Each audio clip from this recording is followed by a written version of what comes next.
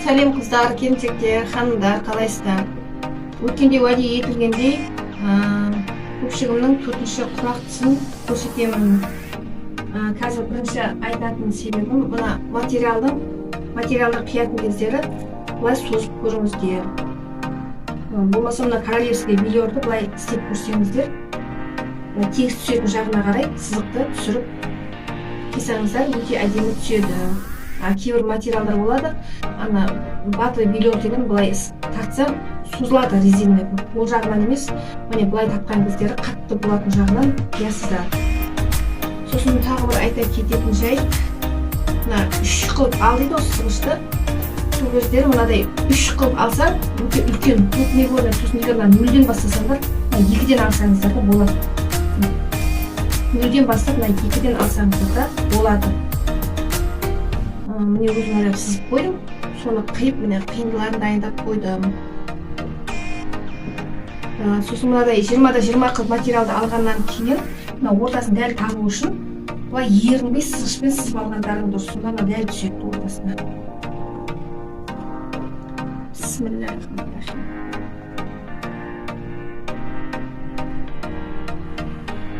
Қарап отырасыздар да, ана қолдарына тегіс болып түсетін жағын бастайсыздар.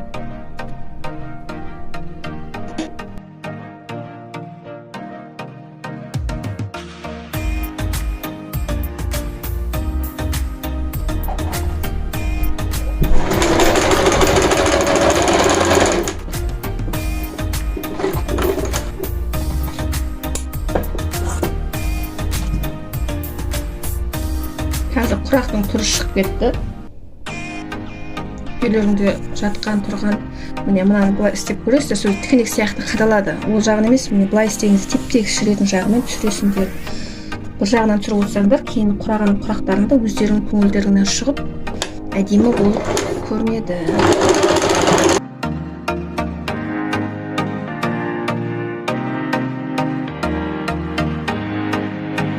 Бастапқы құрақты енді қолға алып жатқан кезде қыздар 20-20 жақсы. Бірден ұсақ құрақ қиындау болып кетеді.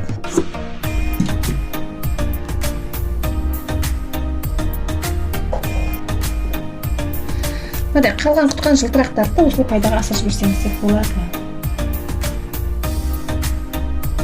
Бұрын әжелеріміз құрақты бір бөлек, оюды бір бөлек тігетін еді ғой.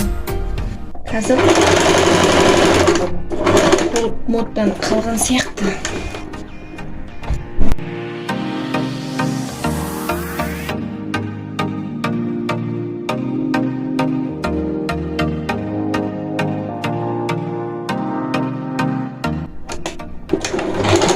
Негізінде бұрын қыз жасауына құрақты 6 құрақ қылып бөлек тігіп, 3 ою көрпе тігіп қосатын еді. Құрақ жақсылықтың белгісі, балдар құралсын, өссін, өнсін деген ниетпен.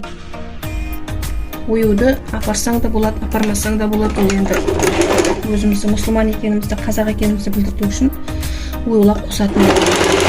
Мал жаның аман болсын деген ырыммен қошқар мүйіз көп болады.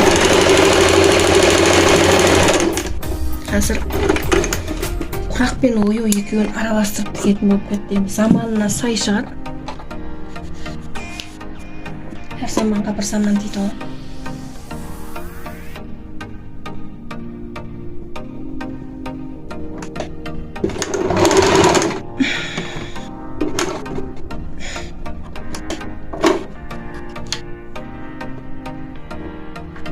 Кейінгі сабақтардың арасында мына жіп не үшін үзіліп кете береді. Жіп қайта-қайта үзіліп кете берсе не істеу керек, солардың бәрін түсіретін боламын.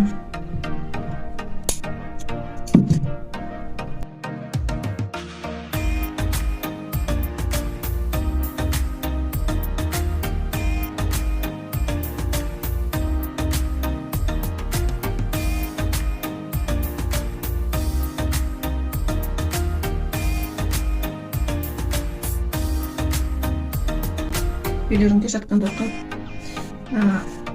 бір түсті материал болса, әртүрлі материал болса, қорқудың қажеті жоқ. Тіге бересің әртүрлі қылып. жаңағы деп. Бұрын материал жетпей жатса, сықарын іздеп әрекет өздерің үйде отырып та қолдарың тиген уақытта тіге берсеңдер болады. Кейінгі сабақтарымызда ана фетрден қалай сумочкалар тігуге болады, солардың бәрін көрсететін боламын.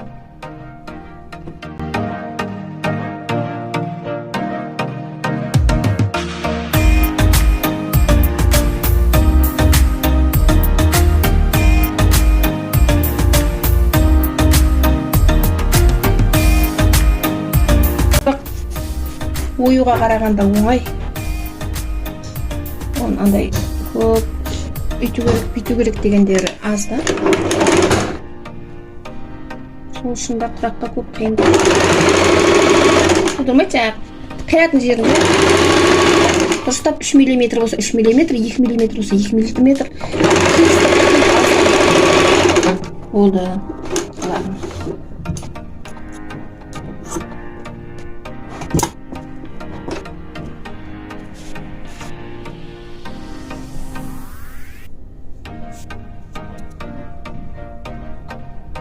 Анық менен 4-5 қыздар сұрады қайта кеше ешкама шығып қыздар рахметтерін айтып жатыр.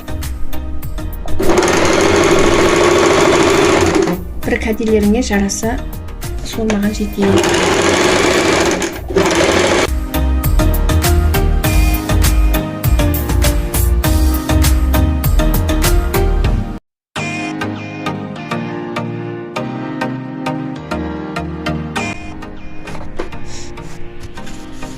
Мынадай құрақты бітіріп, астарлап осындай қылып, мына шетінен ілмек тіксеңдер, жаңағы қазан ұстағышта болады екен, чайниктің астына қоятын жасауға да болады екен.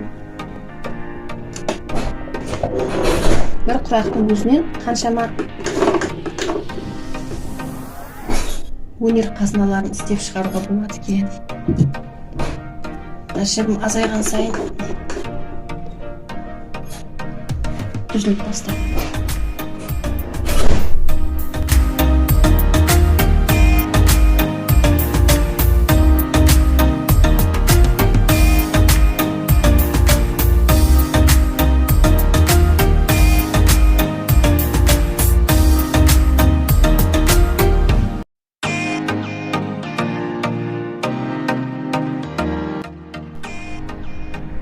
Алдыңғы сабағымызда қалай тігілу жолдарын көрсеттім.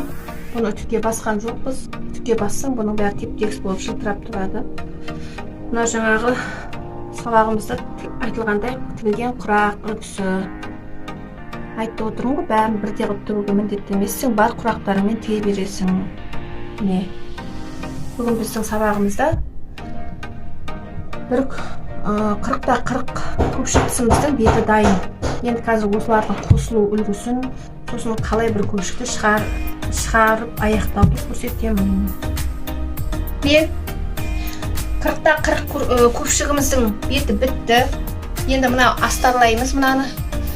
Астарлағанда қазір қалай болу керектігін айтам. Астарын бөліп дайындап алдым. Сіздерге көрсетейін деп отырғаным, міне, мынадан сәл артық аласыңдар астарды. Өткені неге екенін қазір айтам. Мына жерге замокты салған кездері мен новидан замок алмадым, үйдегі заттармен бәрін көрсетіп жатырмын. Алған кездері мына замоктың беті көрінбес үшін қайырып тігулеріне тура келеді. Сол кездері мына замок жаңағы скрытие болып қалады да, көрінбейді бетін естеңдер, мына яғына көрінбейтін қайырып. Оның іс барысында көрсетем. Сол сіздерге айтайын деп отырғаным. Артық көп аласыздар, сосын кейін тіккенде бір-бірімен сәйкес келетін болады. Ал кеттік.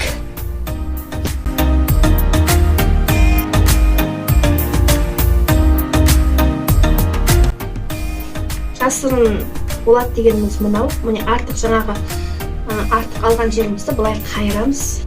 Мына көрпенің көпшіктің астында қалып қояды. Жасырын замок болып та. Енді мынаны алып, тігіп, бір көпшіктің тісін шығарасыздар. Міне, бастаған көпшілігіміз аяқталды. Мынау артықтау алатын жерлерім міне мынау қайырылды. Мынау міне замогы, замокты толығына жапқан кездері мынау жабық тұрады. Сонда ешкімнің арқасынан мына замок батпайды, көрінбейді. Мына ішін толтырсаңыздар, міне 40-та 40 диван көпшігіміз дайын. Осылай тісін сатсаңыздар да болады 1350 теңгеден, 1400 теңгеден. Ішін салып сатсаңыздар да болады 2000-нан, 2,5 деп бірлер еңбегін бағалайды. Ең бастысы қыздар құраған кездер, ойған кездері тіккенде мына жерге мән берсеңіздер, мынадай 4 бұрышы келіп тұрса, любой оюың да, жаңағы құрағың да әдемі көрінетін болады. Осы жер косой болып кетпесе болды. Басқа жердің несіне көп аса мән берілмейді. Тек осындай келіп қалған жерлеріне аса қатты мән берілмейді. Осымен қыздар міне бүгінгі жұмысымыз аяқталды.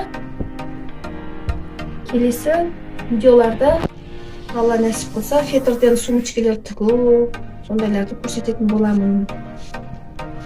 Сау сәлеметте болыңыздар қыздар. Амандықта көріскенше.